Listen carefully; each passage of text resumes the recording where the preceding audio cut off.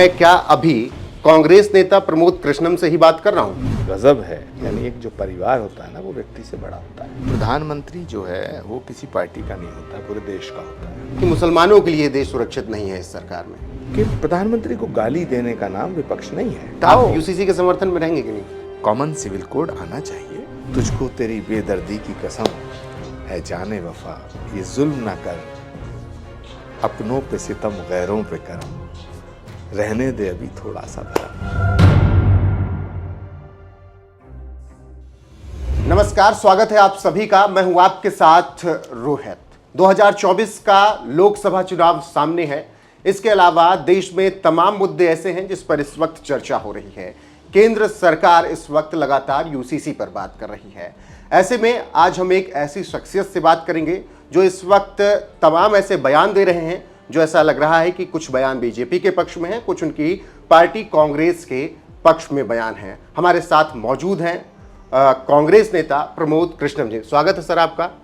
धन्यवाद, thank you. Sir, सबसे पहला सवाल कि सवाल जवाब का सिलसिला मैं शुरू करूं, लेकिन मेरा सबसे पहला सवाल आपसे ये है कि मैं क्या अभी कांग्रेस नेता प्रमोद कृष्णम से ही बात कर रहा हूं? क्योंकि आपके बयान जिस तरीके से आ रहे हैं, बहुत कुछ अंदेशा दिख रहा है। देखिए रोहित, राजनीति में होने का मतलब ये नहीं है कि हर वक्त झूठ बोला जाए। राजनीति तो सच बोलने का काम, लेकिन उल्टा हो रहा है। तो आपको जो ये कन्फ्यूजन है, या ये कन्फ्यूजन में आप हैं, या आपको डाला गया है, या आप जानना चाहते हैं, तो इसका जवाब मुझ पे कुछ नहीं है। ये बात आप कांग्रेस पार्टी से पूछें तो बेहतर रहेगा। लेकिन मेरा फिर सवाल वहां पर यही हो जाता है, जब आप ऐसे बयान देते हैं, पीएम मोदी की आप तारीफ करने लगते हैं, पार्टी लाइन से हटकर बयान होता है, आला कमान को दिक्कत नहीं होती क्या? फोन नहीं आते क्या आपको? फिर देखिए, प्रधानमंत्री जो है वो किसी पार्टी का नहीं होता, पूरे देश का होता है। और अगर मोदी जी को इस देश की जनता ने प्रधानमंत्री बनाया है तो उनको मानना तो पड़ेगा। और अगर कोई भी विपक्षी पार्टी का नेता कोई सही बात कहता है या कोई सही फैसला लेता है तो उसकी सराहना करना तो ये लोकतंत्र की खूबसूरती है, ये तो डेमोक्रेसी की ब्यूटी है। और हमारे देश के अंदर इतिहास साक्षी है कि जब जब पंडित नेहरू ने कोई अच्छा फैसला लिया तो उनके विरोधी भी उनका स्वागत करते थे, सम्मान करते थे। जब इंदिरा गांधी जी ने पाकिस्तान के 2 टुकड़े किए तो पंडित अटल बिहारी वाजपेयी, जो उनकी नीतियों के घोर विरोधी थे, उन्होंने उनको दुर्गा कहा। तो क्या अटल बिहारी वाजपेयी जी कांग्रेसी हो गए थे? दूसरी बात, अटल बिहारी वाजपेयी जी को नरसिम्हा राव जी की सरकार में भारत का प्रतिनिधित्व रखने के लिए, रिप्रेजेंट करने के लिए, भारत को रिप्रेजेंट करने के लिए यूएन में भेजा गया, यूनाइटेड नेशन में भेजा गया। बिल्कुल। तो क्या अटल बिहारी वाजपेयी कांग्रेसी हो गए थे? तो सवाल ये है कि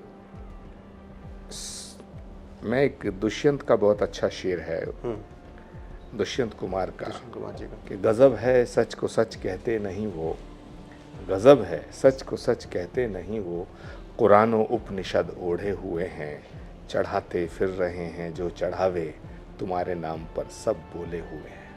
लेकिन फिर यहाँ पर वो बात आती है कि आप कहते हैं कि देवता पुष्प बरसाने लगे, गधे चिल्लाने लगे। 21 पार्टियां विरोध में थी, सबने देखा। ये गधे आप किसको फिर कह रहे हैं?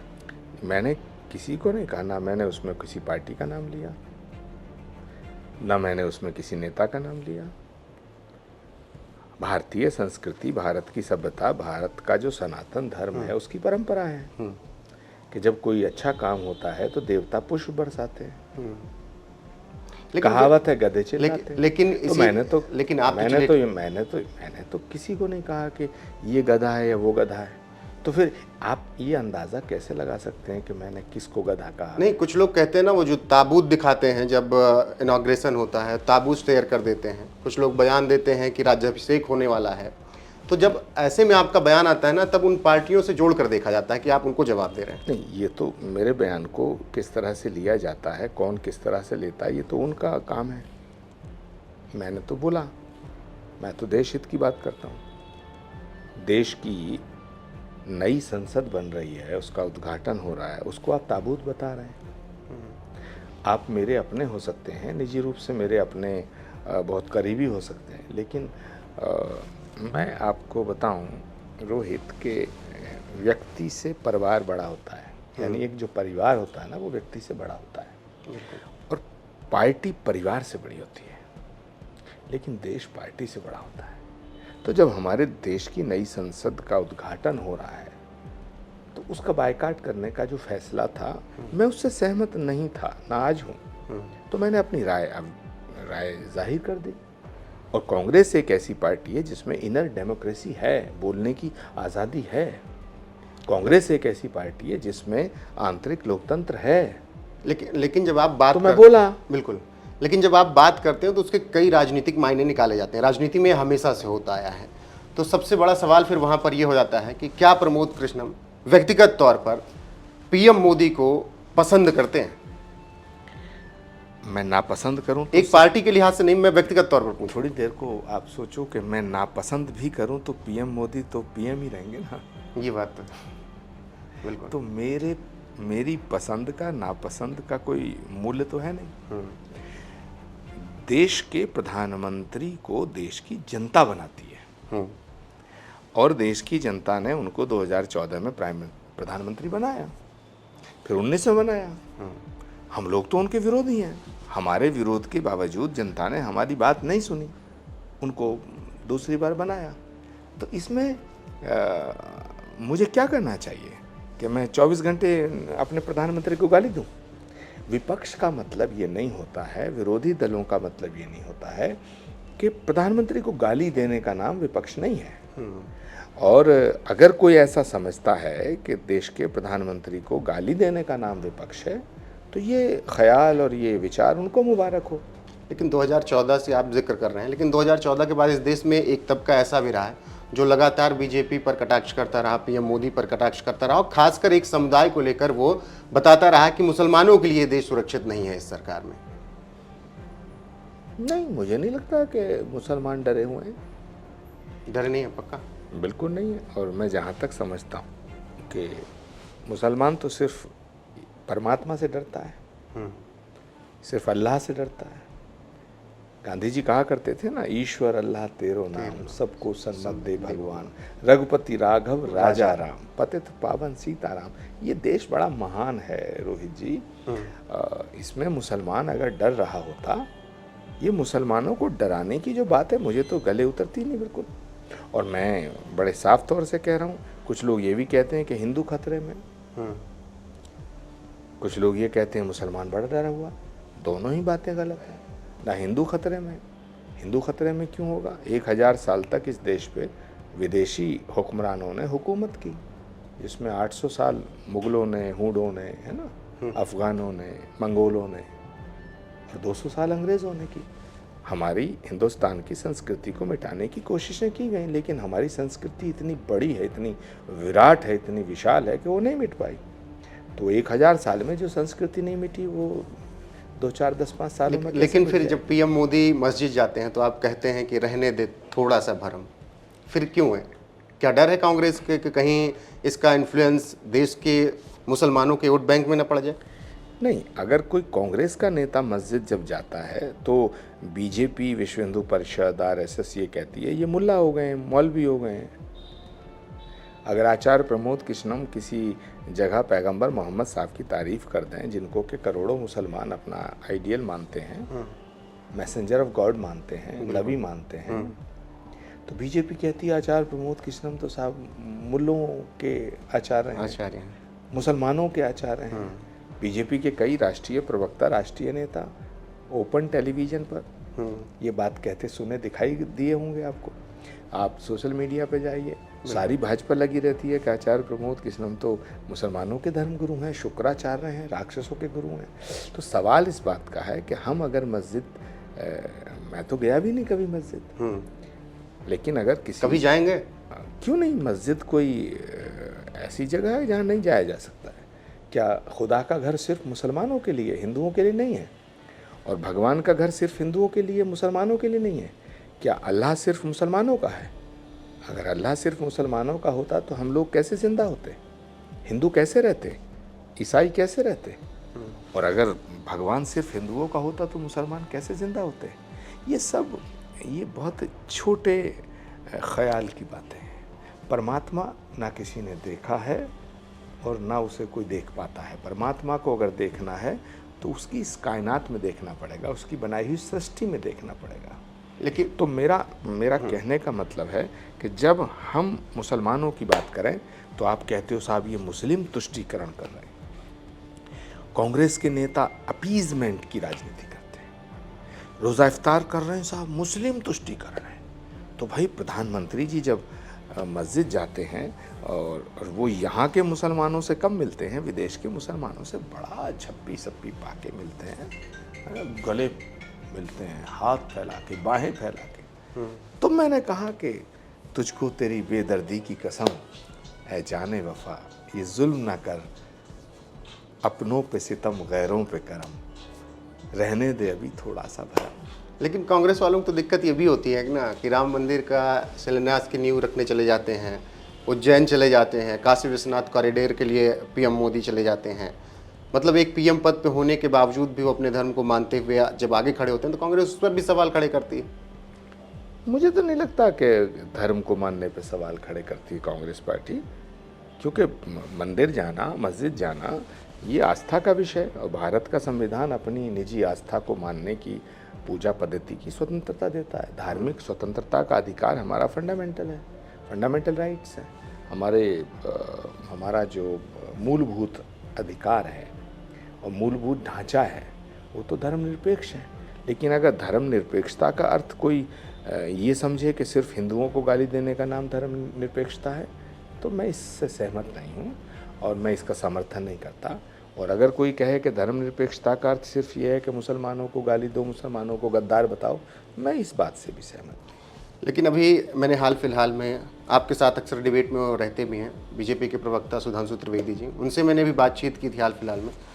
उनका एक बहुत बड़ा सवाल था, उसका जवाब भी उन्होंने दिया खुद से कि जो सड़कें हैं ये तो मुस्लिमों के नाम पे आप दिल्ली में ऐसे रख रखे हैं जैसे लगता है कि ये मुसलमानों का ही पूरा क्षेत्र है। उन सड़कों का नाम बदलना चाहिए, तुगलक नेक का नाम बदलना चाहिए, पीजे अब्दुल कलाम मार्ग होना चाहिए, हो भी गया। तो उस पर आपकी क्या राय है? जब सुधांशु त्रिवेदी आपका अक्सर आपके साथ डिबेट में भी रहते हैं, बहस आपकी तीखी होती है, क्या कुछ कहना है? नहीं, सुधांशु त्रिवेदी जी भाजपा में है ना? हाँ हाँ, कांग्रेस में तो नहीं। हाँ, तो चाहिए का क्या मतलब है कि होना चाहिए? ये तो हम कहें कि ऐसा होना चाहिए, ऐसा होना चाहिए, ये कर दीजिएगा, उनकी तो सरकार है। मैं ये पूछ रहा हूँ, आप भी चाहते हैं कि सड़कों का नाम बदला जाना? सवाल मेरा है ही नहीं। हमारी हैसियत क्या है राजनीति में? हमारे पास तो 50-52 सांसद हैं, देश तो 10 साल से आपके हाथों में। कर दो ना, करते क्यों नहीं? किसी ने रोका है क्या? और अगर हम रोकेंगे तो आप रुक जाएंगे? नोटबंदी हमने कही थी क्या? अब सारे काम अगर सुधांशु जी ये कह रहे हैं कि वो हमारे ही कहने से करते हैं, तो हम तो ये भी कह रहे हैं भाई आप इस्तीफा दे दो। नहीं देंगे ना। तो आपने नोटबंदी का फैसला किया, आपने आप किया। आपने किसान बिल का फैसला किया, आपने आप किया। किसानों का बिल लाए, किसी से पूछा नहीं। और जब बिल लाए, आंदोलन हुआ, तो 1 साल तक तमाम बीजेपी के नेता टेलीविज़न पर रोज़ चिल्लाते थे।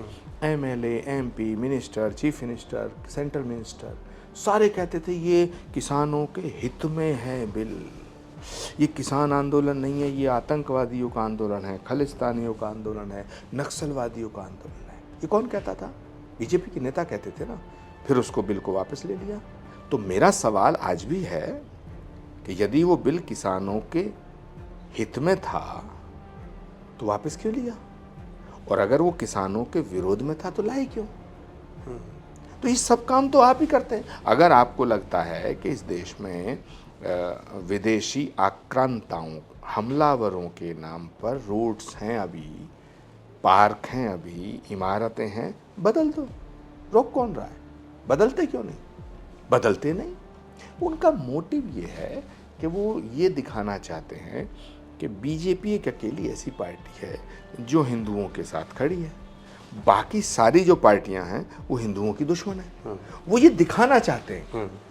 जानते वो भी हैं, वो जानते हैं इस बात को कि ना वो हिंदुओं की अकेली समर्थक पार्टी है, ना कोई हिंदुओं का विरोधी है। क्योंकि कोई भी राजनीतिक दल डेमोक्रेसी के अंदर किसी एक कम्युनिटी के खिलाफ नहीं हो सकता है और किसी एक कम्युनिटी के पक्ष में होकर के आगे राजनीति नहीं कर सकता है। किसी भी एक जाति और एक धर्म को लेकर के देश के इस लोकतांत्रिक व्यवस्था में, देश की इस डेमोक्रेटिक सिस्टम में पॉलिटिक्स नहीं की जा सकती। बिल्कुल, लेकिन फिर यूसीसी लेके आ रहे हैं ना, वो यूनिफॉर्म सिविल कोड की चर्चाएं हो रही हैं, एक देश एक कानून। फिर रोहित उसी सवाल पे आ गए, अरे लेके आ रहे, लाओ ना, हमसे पूछ क्यों रहे हो? ये तो जनता ने, फिर आप लोग कहेंगे चर्चाएं नहीं करते। चर्चा करते कहाँ हैं? और चर्चा करने से लाभ क्या है? जो करना कर दो, झगड़ा मिटाओ। आप यूसीसी के समर्थन में रहेंगे कि नहीं? मैंने फिर आपसे कहा, एक देश में एक कानून होना चाहिए, इसका समर्थन तो सबको करना चाहिए। अलग अलग क्यों कानून हो, लेकिन इसमें बड़े पेंच हैं, बड़े सवाल हैं, क्योंकि भारत जो है ये विविधताओं का देश है। हमारे जो कस्टम्स हैं, जो सोशल समाज के जो कस्टम हैं, उनका क्या करोगे आप? नागालैंड में जो रिवाज हैं उनका क्या करोगे? मणिपुर में क्या करोगे? आसाम वालों का क्या करोगे? दक्षिण भारत वालों का क्या करोगे? पहाड़ पे जो लोग रहते हैं उनका क्या करोगे? और ऐसी बहुत सी चीज़ें हैं। और सबसे बड़ी बात क्या है रोहित, बड़ा इम्पोर्टेंट विषय है ये, आप यूनिफॉर्म सिविल कोड इसलिए लाना चाहते हैं कि सारे लोग एक समान हो जाए, तो आरक्षण का क्या करोगे? सवाल है, बड़ा सवाल, बिल्कुल बड़ा सवाल। जातियों के नाम पे जो भेदभाव हो रहा है कि भाई ये अगड़े हैं, ये पिछड़े हैं, ये दलित हैं, ये नॉन दलित हैं, ये ब्राह्मण, इनका क्या करोगे? ये तो फिर धर्म के नाम पर विभाजन हो या जातियों के नाम पर विभाजन हो, विभाजन तो विभाजन है। तो मैं ऐसा मानता हूँ कि मुझे लगता है कि अगर देश के प्रधानमंत्री जी तक मेरी बात पहुँचे, तो मुझे पहले तो ऐसा लग रहा है कि वो जो चीन में एक सिस्टम है उसे लागू करना चाहते हैं, सब एक बराबर। चीन से ज़्यादा प्रभावित लगते हैं, हमारी जनसंख्या भी उनसे ज़्यादा हो गई। दूसरी बात यह है कि अगर उनको लगता है कि देश में सब एक समान होने चाहिए, तो इसको क्लैरिफाई करने की जो जिम्मेदारी है वो तो गवर्नमेंट की है, सत्ताधारी पार्टी की है कि आप आरक्षण पे क्या करेंगे, आप जो पर्सनल लॉ हैं उन पे क्या करेंगे। हमारे भी बहुत सी चीज़ें हैं जो हम चाहते हैं। अब मान लीजिए कि मैं कहूँ कि सारे देश में विवाह संस्कार एक जैसे होने चाहिए, तो क्या ये संभव है? बिल्कुल नहीं है। मुसलमान कहेंगे साहब हम तो निकाह करेंगे, हम कहेंगे हम तो फेरे फेरेंगे। हमारे हिंदुओं में बहुत से लोग हैं जो फेरे नहीं फेरते, उनके अलग अलग रीति रिवाज हैं, ठीक है। नॉर्थ ईस्ट में अलग है, साउथ इंडिया में अलग है, और जो हिल स्टेट्स हैं उनमें अलग है ना, बॉर्डर स्टेट्स में अलग है, बहुत से अलग अलग डिफरेंट चीज़ें हैं, त्योहार, इतने भिन्न भिन्न रिवाजों का देश है ये, विविधताओं का देश है, बहुत विविधताएं हैं। तो ये फैसला बड़ा अच्छा है कहने सुनने में, लेकिन इसको इम्प्लीमेंट कैसे करेंगे, इसका एग्जीक्यूशन कैसे होगा? तो ये देश की जनता को समझाने की जिम्मेदारी किसकी है? आचार्य प्रमोद कृष्णम की, कांग्रेस की? ये तो बीजेपी की जिम्मेदारी है, ये तो सरकार की जिम्मेदारी है। तो सरकार अगर चाहती है कि देश के हित में कॉमन सिविल कोड आना चाहिए, देश के हित में, तो मैं स्वागत करूंगा। लेकिन अगर सरकार की नीयत ठीक नहीं है, सरकार ये चाहती है कि हम कॉमन सिविल कोड का जब नाम लेंगे तो विपक्षी तमाम नेता इसको कहेंगे साहब यूनिफॉर्म सिविल कोड नहीं आना चाहिए, तो हम ढोल बजाएंगे, भांपू बजाएंगे, और देखो रे देखो रे देखो, ये जो विपक्ष है, ये जो कांग्रेसी है ना, ये तो देखो नागरिक संहिता के समान नागरिक संहिता के विरोधी हैं, ये तो कॉमन सिविल कोड विरोधी हैं, और हम देश के हित में लाना चाहते हैं। तो कांग्रेस पार्टी को हिंदू विरोधी घोषित कर दो, कांग्रेस पार्टी को देश विरोधी घोषित कर दो, तो इनका काम हो गया 50 साल तक का। मान रहे हैं आप 50 साल? ये तो देश की जनता बताएगी। 24 आ रहा है, अच्छा, लेकिन 24 में देश की जनता को फैसला करना है क्या नरेंद्र मोदी जी के हाथों में ही देश को सौंपना है तीसरी बार, या उनसे छीनना है। 24 का जिक्र करेंगे, लेकिन जब यूसीसी की बात हो तो एक शख्सियत की यहाँ पर बात होना बेहद ज़रूरी है। आप भी उनसे काफ़ी प्रभावित नजर आते हैं, उत्तर प्रदेश के सीएम योगी आदित्यनाथ। उनके लिए आप ट्वीट करते रहते हैं अक्सर, मैंने देखा फरवरी में आपने ट्वीट किया जब रामचरितमानस को लेकर उन्होंने विधानसभा में बोला। वो हिंदू राष्ट्र की बात करते हैं, यूसीसी, हिंदू राष्ट्र, और फिर योगी आदित्यनाथ से आप कितना प्रभावित? भाई सवाल इस बात का है, अगर कोई सही बात मेरा विरोधी कह रहा तो मैं उसको नकार दूं, उसका विरोध करूं। लोकतंत्र में विरोध करने के लिए विरोध नहीं होता है, कुछ बुनियादी बात होगी या नहीं, अब कल को योगी लेकिन आदित्यनाथ एक कह आप रहे हैं। अकेले नेता हैं ऐसा? रोहित, मुझे बताओ, अगर कल योगी आदित्यनाथ कहें कि सूर्य पूरब से निकलता है, सूर्योदय पूरब से होता है, तो मैं ये कहूं कि नहीं नहीं पूरब से नहीं निकलता, योगी आदित्यनाथ कह रहे हैं, ये कौन सा विरोध और विपक्ष हुआ भाई? बिल्कुल। तो मत भिन्नता हर जगह होनी चाहिए, लेकिन मनभेद नहीं होना चाहिए। मतभेद स्वीकार्य है, मनभेद स्वीकार नहीं है। जब हम किसी अच्छे फैसले का भी विरोध करते हैं तो देश की जनता को अच्छा नहीं लगता। तो योगी आदित्यनाथ जी हों, मोदी जी हों, अगर ये कोई सही बात कह रहे हैं और हम इनके विपक्षी दल हैं, तो हमें उस बात का विरोध करना चाहिए।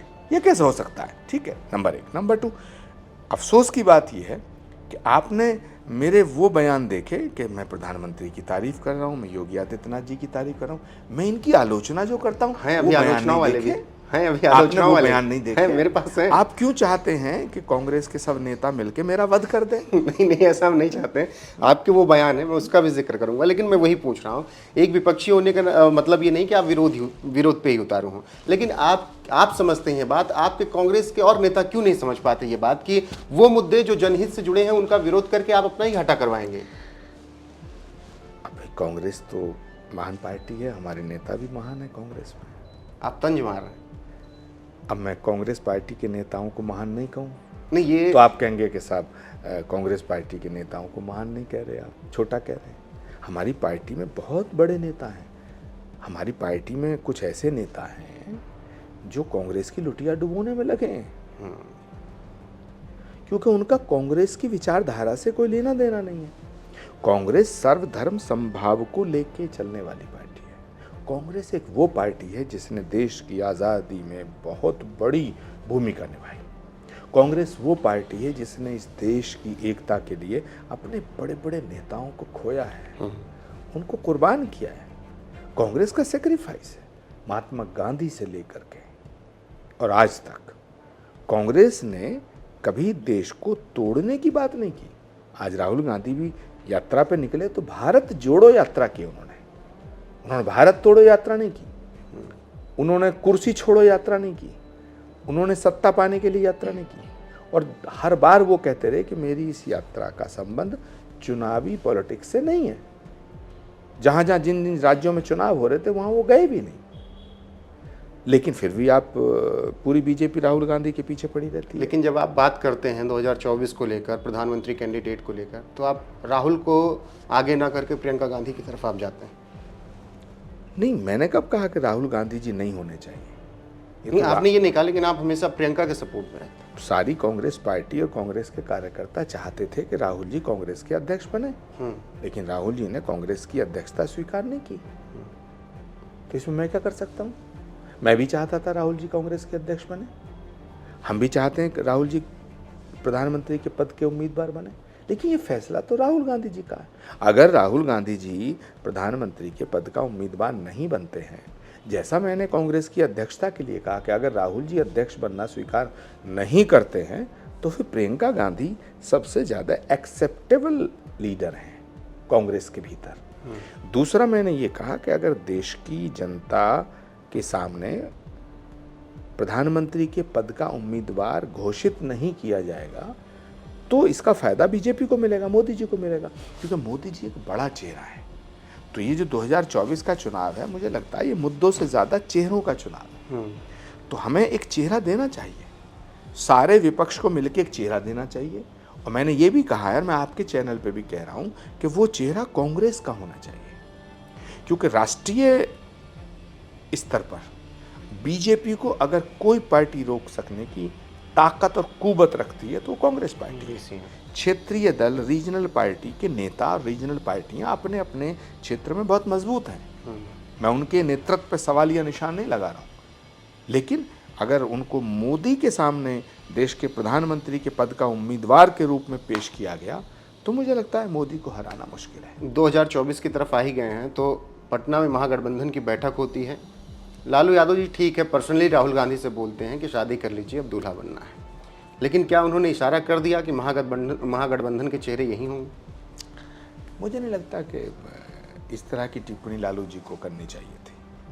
आप नहीं समझ? नहीं, वो विवाह की बातें करना, घर परिवार की बातें करना, एक जब हम संयुक्त विपक्ष की बैठक कर रहे हैं, मैं उनकी इस टिप्पणी से सहमत नहीं हूँ।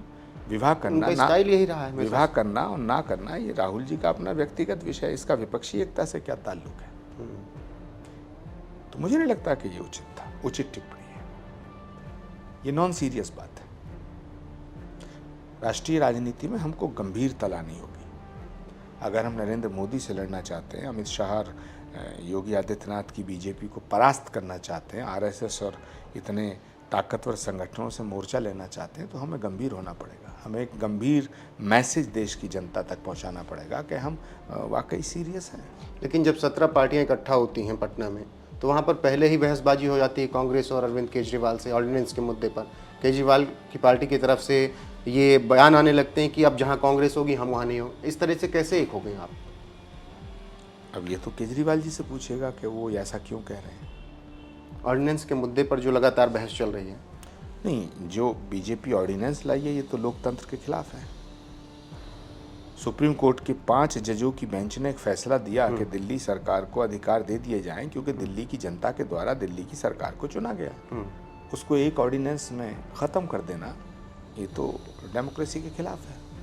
तो अगर अरविंद केजरीवाल ये मांग करते हैं कि उनकी शक्तियों को छीना जा रहा है, तो ये तो कोई बुरी बात नहीं है। जहाँ तक फैसला है विपक्ष की एकता का, तो उसमें तो और भी कई पार्टियां नहीं हैं। मायावती जी नहीं है, हाँ बिल्कुल, आप जगन रेड्डी नहीं है, हाँ जगन मोहन रेड्डी नहीं है, नवीन पटनायक नहीं है। ये अपने अपने राज्यों के बड़े नेता हैं। तो मुझे लगता है कि सारे विपक्ष को एक बार इस पर पुनर्विचार करना चाहिए कि अगर हम नरेंद्र मोदी जी को हराना चाहते हैं और बीजेपी को सत्ता से हटाना चाहते हैं, तो फिर मायावती जी से भी बात की जाए, फिर जगन रेड्डी से दोबारा बात की जाए, फिर नवीन पटनायक जी से भी बात की जाए, ओवैसी से बात की जाए, सबसे बात की जाए। ओवैसी पे मैं आ ही रहा था। बीजेपी के एक कैंडिडेट के खिलाफ एक कैंडिडेट अगर विपक्ष का होगा तो आई एम श्योर कि कुछ नहीं, आई एम श्योर कि बीजेपी हार जाएगी। बीजेपी को हटाया जा सकता है, लेकिन अगर इस तरह से अलग अलग राग और अलग अलग ढपली लेके सब चलेंगे कि हम मोदी को हराएंगे, हम ही हरा सकते हैं, हम ही हरा सकते हैं, कांग्रेस का वजूद क्या है, हमें 300 सीट दे दो, हमें 250 सीट दे दो, तो मुझे लगता है रायता बिखर जाएगा। 14, 19, 24 फिर है, आप चुनाव लड़ रहे हैं? भविष्य के गर्भ में क्या है ये तो मैं नहीं बता सकता, लेकिन राजनीति संभावनाओं का खेल है। अभी मैं 2019 का चुनाव आदरणीय भारत के गृह मंत्री आदरणीय राजनाथ सिंह जी के खिलाफ लखनऊ से लड़ा था, वो जीत गए, मैं हार गया।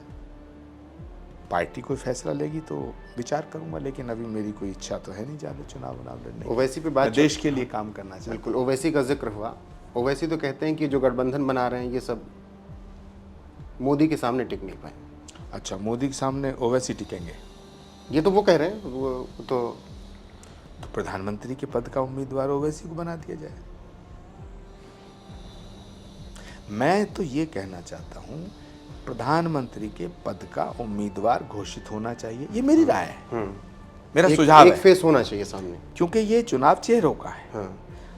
अगर कोई विपक्ष में ऐसा नेता है जो ये कहता है और कि हम बिना उम्मीदवार के मोदी को हरा सकते हैं, तो मैं उससे सहमत नहीं हूँ।